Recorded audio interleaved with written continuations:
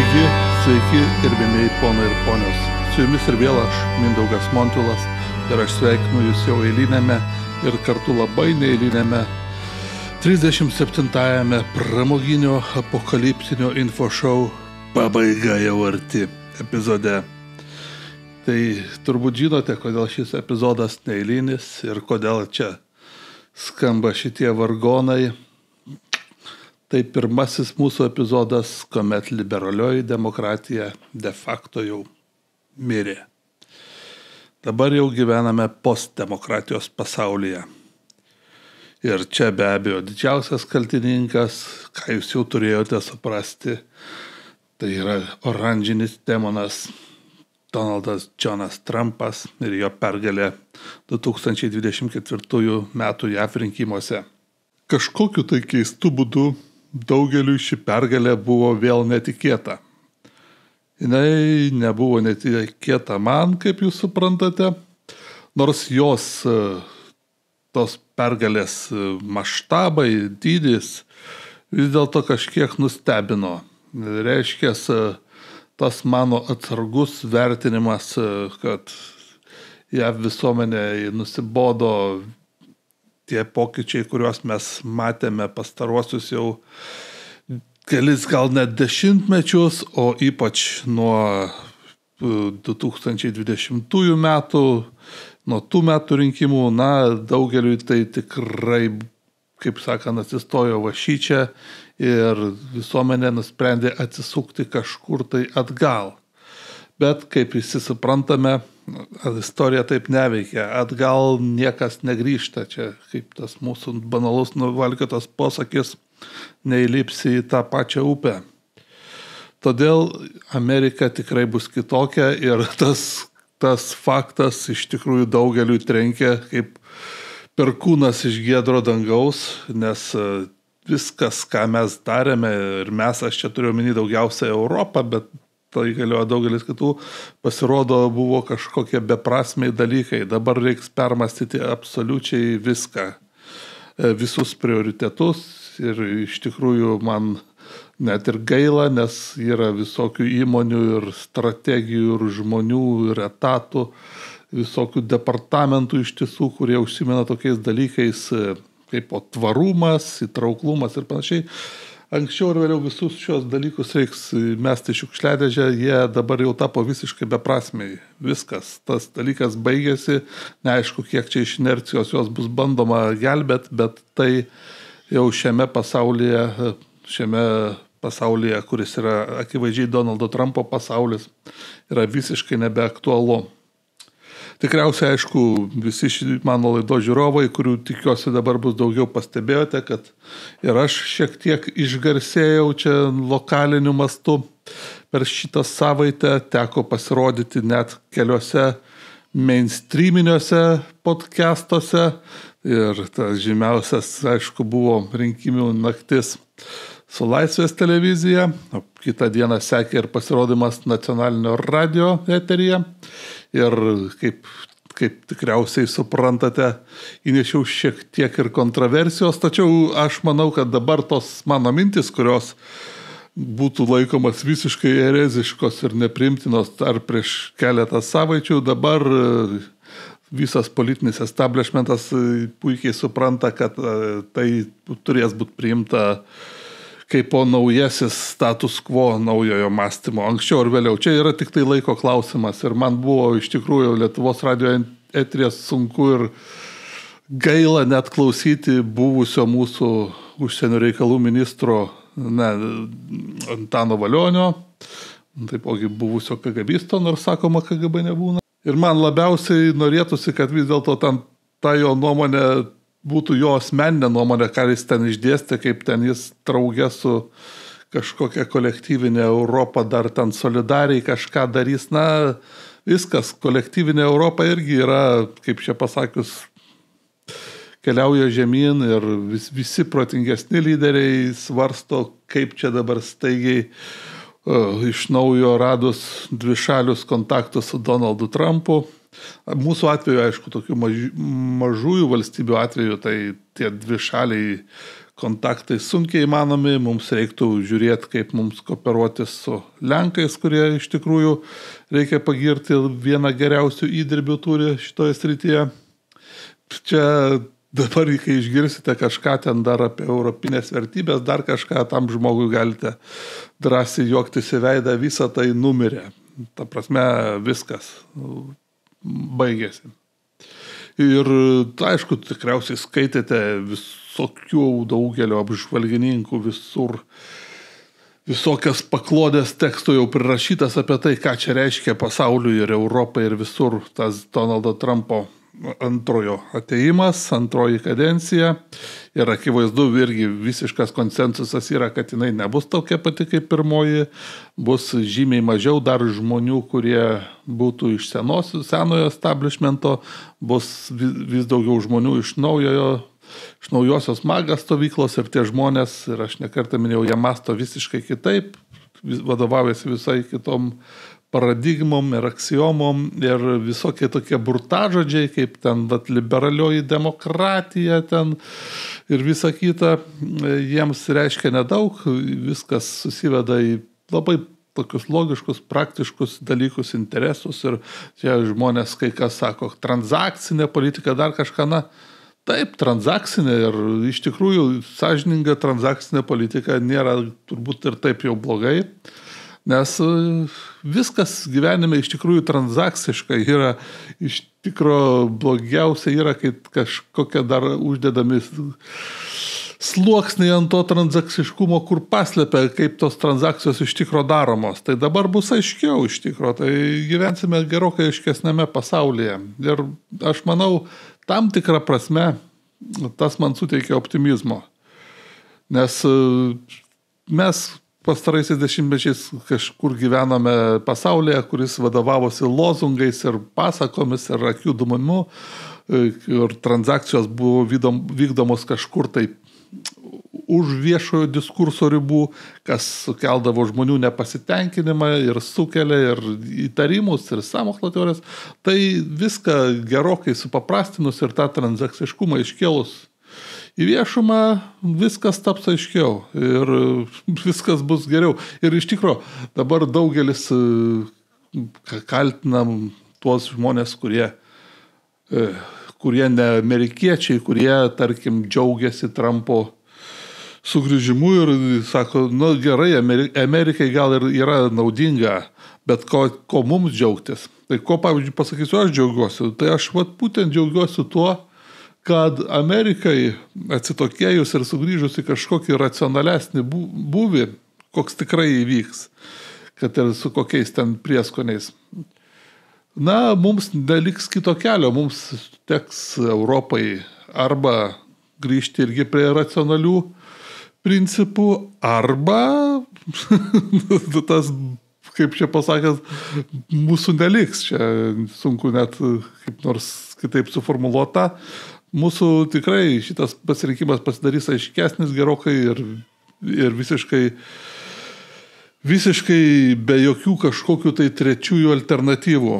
Mums teks tikrai atsisakyti tokių kažkokių ezoterinių dalykų kaip CO2 ten emisijų skaičiavimai ir imtis tikrai egzistencinių klausimų kaip saugumas, kaip iš tikrųjų ekonomika, suverenitetas, tautos išsaugojimas, demografinių problemų sprendimas. Tikrai reiks imtis tikrų problemų ir išmesti į lauką visas dirbtines, išgalvotas visokias problemas.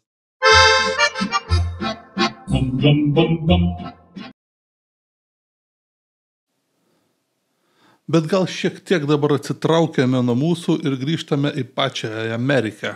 Kas vis dėlto nutiko? Nes vis dėlto tai buvo Amerikos rinkimai. Nors tikrai susidaro įspūdis, kad čia viso pasaulio likimas buvo nuspręstas juose. Ir taip ir buvo iš tikrųjų, taip plačiai žiūrint. Artimiausio laikotarpio pasaulio tikrai smarkiai pasikeis. Kodėl taip įvyko? Jūs čia tų versijų ir visų interpretacijų jau turbūt prisiklausėt ir prisiskaitėt ir aš čia kažkokiu tai labai stebuklingų atradimų nepadarysiu, bet faktas, kad tas vis dėlto balsas rinkėjų yra akivaizdus. Donaldas Trumpas pagerino savo rezultatą 49 iš 50 valstijų palyginus su 20 metais ir tikrai nustebino pagerinamą savo rezultatus gerokai tarp juodaodžių, ypač tarp latino amerikiečių laimėjo beveik pusę, 45% jų balsų. Ten buvo net apygardų Teksase, kur pasienyje 97% latino amerikiečių gyvena ir tos apygardos nubalsavo už Donaldą Trumpą. Tai tik įrodo, kad tie žmonės, kurie jau gyvena legaliai Jungtinėse valstijose, turi kažkokie tai jau ryšį su Amerika, jie lygiai taip pat nenori nelegalios, nevaržomos imigracijos, kaip ir visi likę amerikiečiai. Tai iš karto, kaip sakant, didžiulis smūgis visai ten demokratų partijos strategijai, kuri buvo tokia, kad leisime nelegalus ir galiausiai tiesiog visur persversime grinai brutaliuoju būdu balsų savo pusėj. Tas pas Teksasas, kuris dar atrodė visiškai 18 metų senato rinkimuose vos išsikapstė Tedas Kruzas senatorius. Dabar jis laimėjo lengvai, visi respublikonai, kurie turėjo laimėti senato vietas, jas ir laimėjo. Atstovų rūmų dar oficialiai rinkimai ne visur suskaičiuoti, bet panašu, kad ir atstovų rūmose išlaikys persvarą. Taigi Donaldas Trumpas turės persvarą visur. Tiesa, čia šitoje vietoje reiktų pasakyti vėlgi tokį dalyką, kad neturės jis senate tokio balsų skaičiaus, kad galėtų viską prastumti buldozeriu. Čia šitoje vietoje reikia pasakyti, kad daugumą įstatymų, kad taptų įstatymais, Jungtinių valstijų aukštosiuose atstovų rūmuose, aukštosiuose kongreso rūmuose, tai yra senate, turi surinkti 60 balsų, nes jeigu neturi 60 balsų iš 100 senato balsų, tai priešininkai, jeigu labai nori sužlugdyti kažkokį įstatymo priėmimą, gali taikyti tokį dalyką vadinamą filibusteriu. Tai yra, kai tiesiog užkalba įstatymo priėmimo procedūrą priešininkas. Tačiau tą filibusterį galima nulaužti 60 balsų. Nepaprasta, nes paprasta dauguma yra 1 balsas, bet jeigu nori nulaužti filibusterį, reikia 60 balsų. Ir juokingiausia yra tai, kad demokratai labai intensyviai svarstė pastaruoju metu panaikinti filibusterį. Tai yra, kad ir senate užtektų paprastos daugumos ir nereiktų nei trupučio ten derintis, kalbėti ir ieškoti kompromisų su priešininkais. Tai čia tokia vėlgi būtų pamoka demokratų partijai. Jie dabar turbūt labai džiaugiasi, kad jie to nespėjo padaryti, nes būtų iš tikrųjų jiems labai skauda. Nes koks yra dalykas? Tie dalykai, kuriuos priema vykdomoji valdžia, tai prezidentas savo potvarkiais, juos paskui kita administracija gali pakeisti.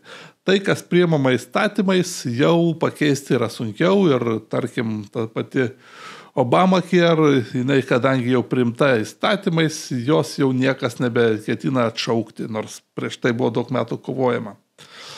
Tai tiek būtų tokių bendrų pastebėjimų, kaip minėjau, nesileisiu šitos skaičius, nes jie, iš tikrųjų, per bet kurią prizmę žiūrint žiauriai geri Donaldui Trumpui, Respublikonų partijai ir siaubingai prasti demokratams. Demokratams teks gerokai padaryti to vadinamo soul searchingo per ateinančius 2 metus iki kadencijos vidurio rinkimų 26 metais ir surasti naują kryptį. Apie tai kažkiek vėliau pašnekėsiu. Dar ką visokie apžvalgininkai pastebi. Pagrindinės priežastis mes visi suprantame tikriausiai, tai ekonomika, sienos, visas Vogue dalykas. Jeigu tai plačiau viską apibendrinant, aš pacituosiu šiek tiek tokį mąstytoją, kuris dabar turi prastą vardą, nes jis iš tikrųjų didžiausia jo prognozė, garsiausia, kuri ilgus metus buvo visur štampuojama ir tiražuojama, pasirodė visiškai neteisinga. Tačiau gal žmogus demonizuojamas kažkiek nepelnytai, nes tas žmogus vis dėlto, tuo metu, kai jis tą paskelbė prognozę, tuo metu atrodė, kad joje visai yra racijos. Ir turbūt suprantate, aš kalbu apie Francis Fukuyama ir jo istorijos pabaigą. Tai Francis Fukuyama tebėra gyvas ir čia po rinkimų iškart Financial Times išspausdino jo nuomonę ir Francis Fukuyama dabar tvirtina.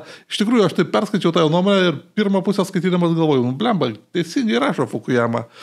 Pirmoji pusė visai iš tikrųjų racionaliai išdėstė, kad pagrindinės dvi priežastys yra tai, kad pastaraisiais dešimtmečiais klasikinis liberalizmas, kuris šiaip yra visai sveika ideologija, buvo pakeistas neoliberalizmu, kuris apskritai gerokai smarkiau orientuojasi į verslo interesų apsaugą ir visiškai pamiršta tą darbininką ir tas pažeidžiamesnės visuomenės grupės.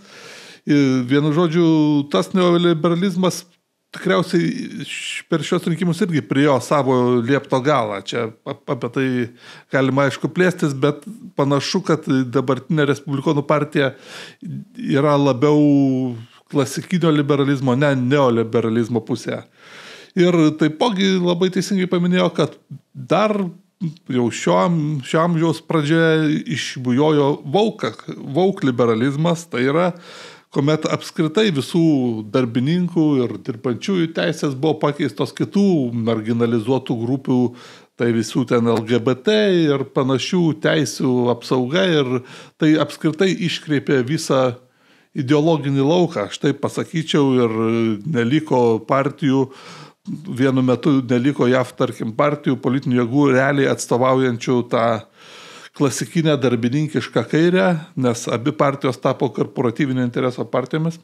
Tai šitie du dalykai tikriausiai priėjo liepto galą ir Donaldo Trumpo čia yra didžiulis indėlis, kad jis Respublikonų partiją pasuko tą kryptim, kuri visada buvo demokratų. Tačiau,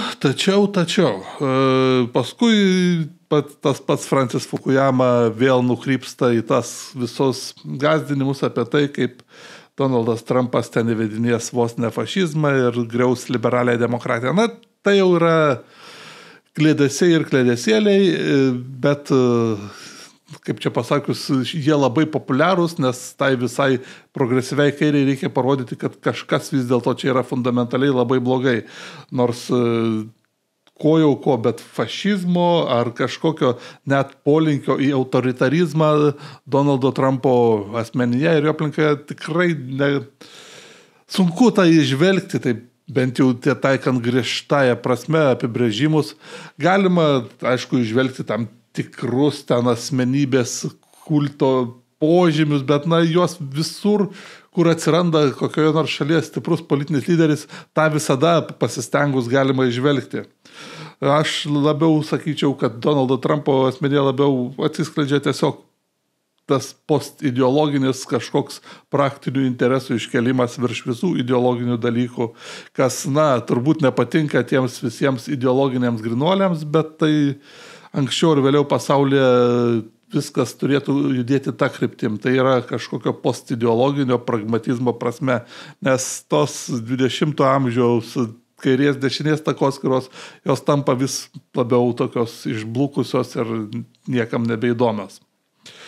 Tai tiek būtų jo apie Francis Fukuyama, galit susirasti, ten dėsiu gal net nuorodą į Financial Times, jo nuomonė, bet bendrai tai dominuoja, kad grėsmės jis, tarkim, viena iš tų grėsmių, kur netikės, čia visi dabar Donaldas Trumpas persekio savo politinius oponentus, tai viena iš priežasčių, kodėl Donaldas Trumpas laimėjo, tai kad jį persekiojo Joe Bidenas ir jo teisingumo departamentas, jam kėlė bylą po bylos, aišku, kėlė ir vietiniai prokurorai, bet taipogi dažniausiai derindami ar tai su Vašingtonu, ar bendrai su tuo, ką galima būti pavadinti tuo liberaliu zeitgeistu, kad buvo ore kabojo tokia mintis, kad Donaldas Trumpas yra toks blogas ir pavojingas, kad už kažką jį reikia nuteisti, ir buvo bandoma už viską, galiausiai už vieną net ir nuteisė nusikaltimą, ir kuris buvo visiškai absurdiškas.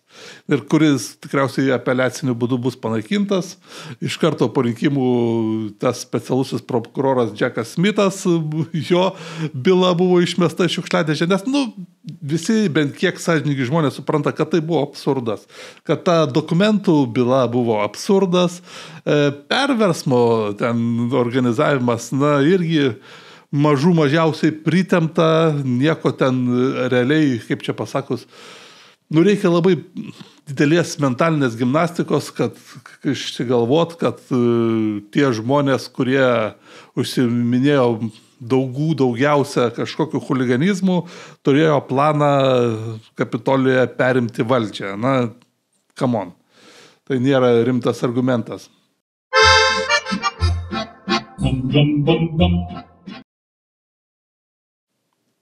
Dabar gal perinam prie to, kas turbūt mums visiems turėtų būti įdomiausia. Kas bus tie žmonės, kurie sudarys Donaldo Trumpo administraciją? Čia spėlionių ir spekulacijų labai daug, jau yra keletas patvirtintų dalykų, kas bus ir netgi kas nebus, ir apie tai tikrai reiks kalbėti daug, nes bus visko, bus čia margumynų ir visokių pasistumdymų, kas ten vyksta užkulisiuose savaime aišku, vyksta didžiulės kautynės. Ir faktas tik tai yra toks, kad šią administraciją, kaip jau minėjau, sudarys gerokai daugiau naujų maga žmonių.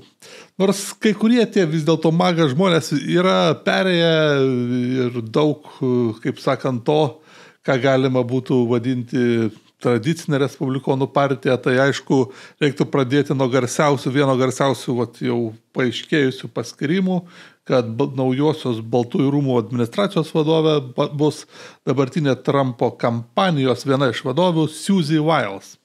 Moteris patyrusi, 67 metai ir savo karjerą dar ankstyvoje jaunystėje jinai pradėjo ne kur kitur, o 80 metų Ronaldo Reigano sėkmingoje prezidentinėje kampanijoje, tai tikrai moteris turi daug patirties, ją galima vadinti dar iš tų Reigano respublikonų palikimo. Jinai jau nuo 16 dirbo ir su Trumpo kampanija jam padėjo, tiesa dar tik tai Floridoje. Ir šiaip pasė daug pasiekimų, tarkim, 18 metais ją Donaldas Trumpas paskolino tuomet į Floridos gubernatorius užsimojusiam kandidatuoti Ronui DeSančiui ir tą kovą Ronas DeSantis laimėjo labai sunkioje kovoje 18 metais ir ko pasakoje dabar jis yra vienas iš stipresnių respublikonų gubernatorių, tai matome, kad Suzy Wiles turi savo CV gerų įrašų ir šiaip šita kampanija Donaldo Trumpo dabar jau pasibaigus galima tikrai konstatuoti buvo gerokai drausmingesnė, gerokai labiau disciplinuota negu ar 16 ar 20-ųjų ir Donaldas Trumpas, skirtingai nei daug kas galėtų manyti, tikrai nedaug improvizavo, tikrai dar laikėsi pakankamai drausmės ir tie drąsesni ėjimai, jie turbūt taipogi buvo vis dėlto ne jo improvizacijos asmeninės, o suderinti su Suzy Wiles ir Chrisu Lesivita, jo kampanijos vadovai. Tai Suzy Wiles iš tikrųjų labai geras pasirinkimas Trumpui, labai sumani moteris, labai patyrusi moteris ir šiaip administracijos vadovas yra toksai mažai apdainuota figūra Baltosiuose rūmuose, bet tai yra žmogus, kuris tvarko, kas prieis prie prezidento ir kada. Ir Donaldo Trumpo atveju visi žinome, kad tai turbūt yra vos nesvarbiausias dalykas. Tai jinai tikrai bus svarbi. Čia aš praėjusiuose keliuose laidose daug vis užsimindavau apie tokį žmogų buvusi viceprezidento Čeinio administracijos vadovą šitągi Scooterį Libby, tai jis vis dėlto turėjo didžiulę įtaką toje viceprezidento Čeinio administracijoje ir jis turėjo prisimti kaltę, kai viskas ėjo žemyn, ne? Tai ir Suzy Wiles, jinai ant savęs prisima daug atsakomybės, bet šiaip tikrai turėtų būti šita administracija gerokai drausmingesnė. Dabar, aišku, reiktų pasakyti apie tai, ir čia tikrai daug ką nuliūdins Lietuvoje, ko iš tikrųjų nebus Donaldo Trumpo naujoje administracijoje. Tai pats Donaldas Trumpas vakar savo Truth Social paskyroje parašė: dėkoju Nikki Haley ir Mike'ui Pompeo už jų darbą mano pirmoje administracijoje, bet jų antroje administracijoje nebus.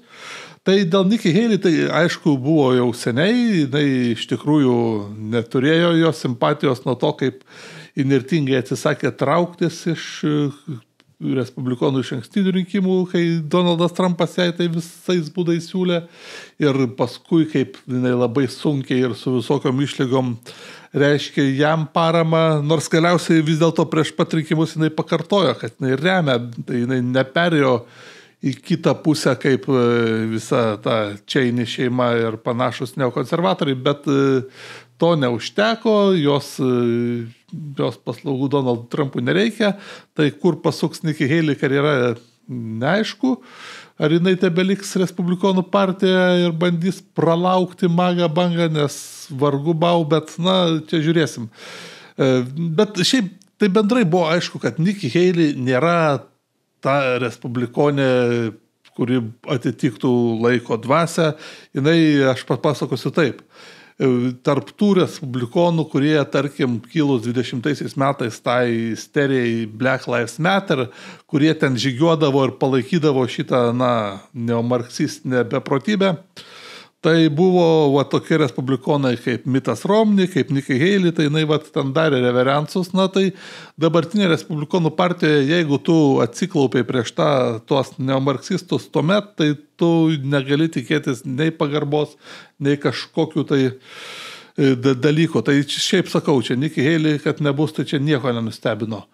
Dėl Mike'o Pompeo biški gaila. Mike'as Pompeo šiaip buvo tikrai geras valstybės sekretorius ir jis buvo tas kažkiek managiškesnis užsienio politikos veidas, kuris nesusitepė su tais visais neokonservatorių reikalais, bet vis dėlto tęsė kažkokį ir Amerikos, kaip čia pasakius, drąsesnės užsienio politikos kryptį ir buvo palankesnis Ukrainos klausimų sprendimui tokiam ryžtingesniam. Tai vėlgi šitoje vietoje reikia konstatuoti, kad tas nepadėjo, ta labiau izoliacionistinė stovykla neleido Donaldui Trumpui net rimtai tikriausiai svarstyti Mike'o Pompeos kandidatūros, nors aš, kaip minėjau, jis yra jį ir gyręs visai neseniai tame pačiame interviu su Joe Roganu.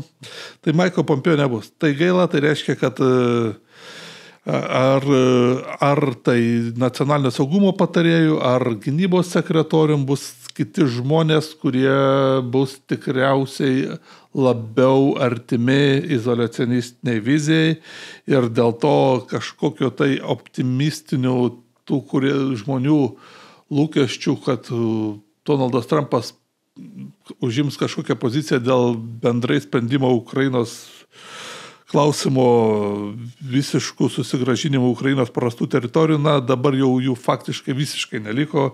Ne, bus kažkokios siekiama taikos su teritoriniais praradimais, ar formalizuotais, ar neformalizuotais. Čia visokių yra spekulacijų ir aš čia nesileisiu, nes tai yra tas klausimas, kuris čia plačiausiai visose kitose kanaluose ir formatuose aptarinėjimas.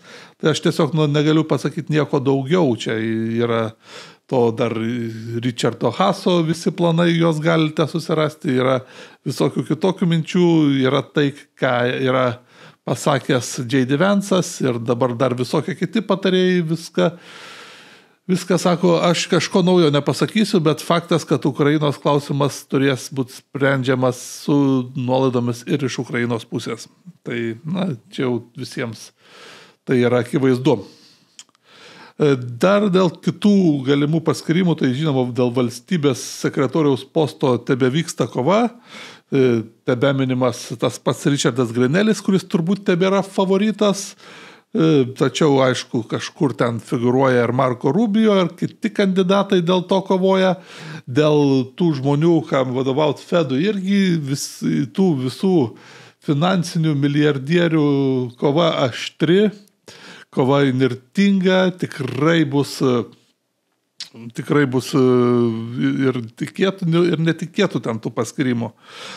Vienas iš tokių aiškesnių, kuris labai akivaizdžiai nusimato, tai Dougas Burgumas, vienas iš tų žmonių, kuris buvo vienas labiausiai tikėtinų žmonių tapti viceprezidentu, Šiaurės Dakotos gubernatorius buvęs. Tai energijos taps sekretoriumi ir kitur netgi rašo Energy Tsar. Ir aš čia pacituosiu vien tą citatą iš Financial Times, kad ryškiausias vis dėlto skirtumas tarp praėjusios ir šitos administracijos, kad ana administracija turėjo klimato carą, šita administracija turės energijos carą. Tai akivaizdu, kad šitas pažadas Donaldo Trumpo naftos pramonės ir dujų interesus atstovauti bus vykdomas ir toks energijos sekretorius kaip Dougas Burgumas tikrai sucementos JAV kaip energetinės supergalios pozicijas ir bus Europa ir pasaulis užtvindyta nafta ir dujomis amerikietiškomis, kas iš tikrųjų yra labai gerai, kas iš tikrųjų atims daug pajamų iš rusų, iš visokių iranienų ir panašių. Ir dėl to galima tik pasidžiaugti. Aišku, čia reiktų tik tai išreikšti liūdėsiuką, kad vėlgi Europa turės kažkaip prisitaikyti prie šito ir Europa turės kažkokiu būdu nugalėti tuos, aš juos vadinu, žaliuosius bepročius. Nes JAV dar intensyviau investuodama ir nuimdama suvaržymus naftos ir dujų pramoniai, konkurencinė prasme dar smarkiai toliau nužygiuos ir kaip mes konkuruosime su Jungtinėmis valstijomis, aš tai neįsivaizduoju. Čia iš tikrųjų yra egzistencinis Europos klausimas ir labai norėtųsi, kad Europoje atsirastų kažkoks tai akivaizdus supratimas ir ne tik, kad reikia kažką daryti, kad reikia kažką daryti dabar ir kažką drastiškai keisti. Iš esmės, kad tai, ką mes darėme pastaruosius 10 metų ar daugiau, visa Europa turiu omeny, kad tai buvo absurdas ir savižudybė ir reikia daryti kažką visiškai kitaip.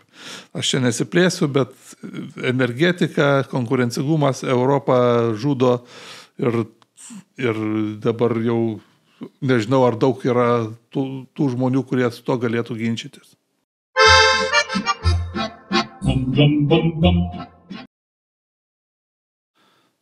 Ir šioje vietoje tikriausiai reiktų truputį pakalbėti ir apie tai, ar bent kažkokius postus gali gauti vienas charizmatiškiausių figūrų iš naujosios laimėjusios Trumpo koalicijos, tokie žmonės kaip Robertas Kennedys jaunesnysis ir ypač Elonas Muskas.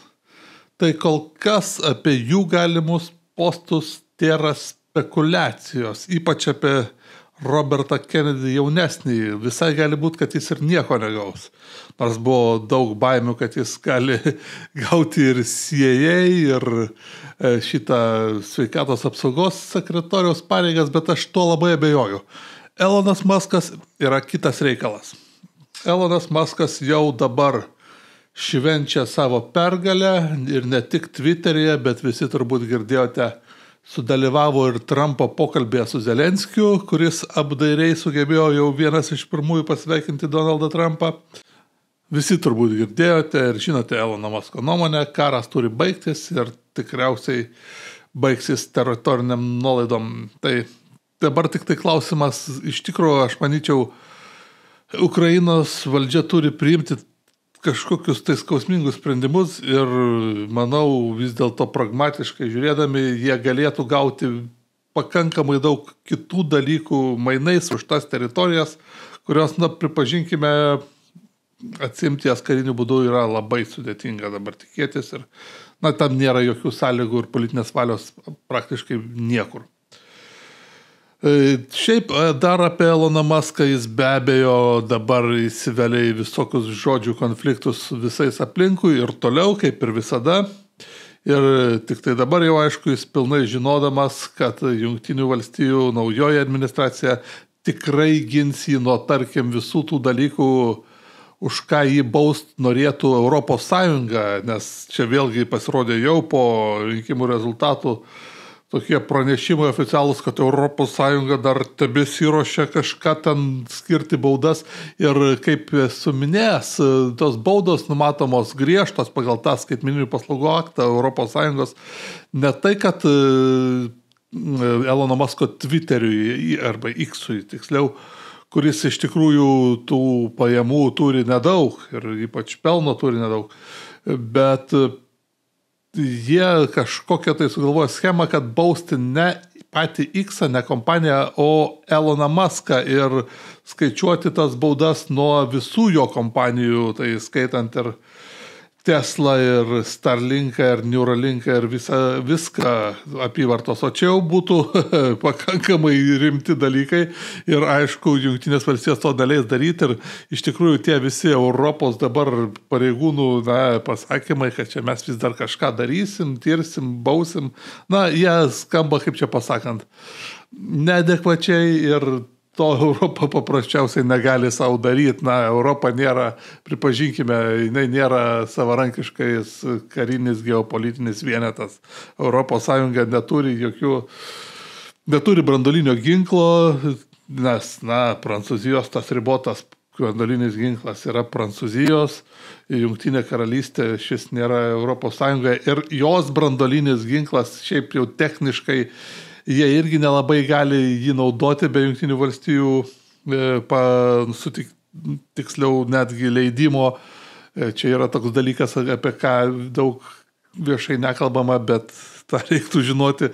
Tai, Europos Sąjunga ir bendrai Europa tai dabar turės taikytis prie to, kas ateis iš Baltųjų rūmų ir Elono Musko ir jo kompanijų baust, tikrai būtų labai kvaila šiuo metu. Nors, aišku, Europa sugeba priimti kvailus sprendimus, bet čia būtų, jau nepataisomai kvaila. Tai iš tikrųjų dabar galima, aišku, skųstis, kad pasaulis neteisingas, kad čia visokie tokie dalykai vyksta, kurie ten pažeidžia rules-based international order ar kažkokius tokius dalykus, bet toks gyvenimas, su to reikia susitaikyti.